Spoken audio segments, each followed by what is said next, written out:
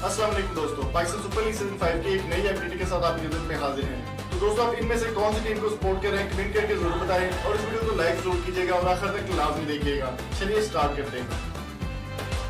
अस्सलाम वालेकुम दोस्तों, पीएसएल की ताज़ा तरीन अपडेट के साथ आपकी खिदमत में हाजिर हैं। दोस्तों, पीएसएल में बहुत बुरी खबरें सुनने को मिली। जैसा कि आपको मालूम है कि प्लेऑफ को सेमीफाइनल्स और फाइनल्स में बदलकर जो है वो लाहौर में शिफ्ट कर देगा और क्राउड को आना अलाउड नहीं हुआ पीएसएल में, और अब कोई भी क्राउड आपको देखने को नहीं मिलेगा पीएसएल के फाइनल तक।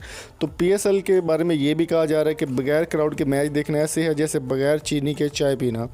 तो बात भी किसी हद तक ठीक है। तो दोस्तों, हम बात करने वाले कुछ ऐसे प्लेयर्स की जो कि छोड़ के जा चुके हैं, लेकिन कुछ ऐसे प्लेयर जो अभी तक पीएसएल में मौजूद हैं और जिन्होंने कहा है कि उनको डर नहीं है, जो उन्होंने बात की है वो उसको मुकम्मल करेंगे और पीएसएल खेल के जाएंगे। जी हाँ दोस्तों, पीएसएल में सबसे हाईएस्ट स्कोरर और बहुत ही शानदार सेंचुरी बनाने वाले बेन डंक के हवाले से हम बात करने वाले। बेन डंक की बहुत ही शानदार परफॉर्मेंस रही लाहौर कंदर्स की जानिब से।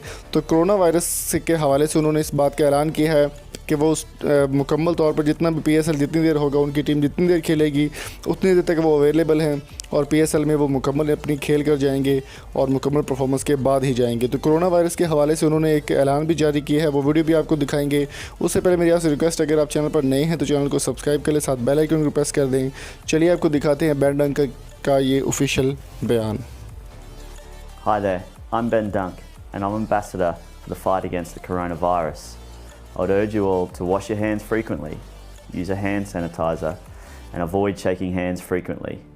If you start to feel any symptoms, please consult your nearest doctor. Please don't panic and cooperate with the government of Punjab.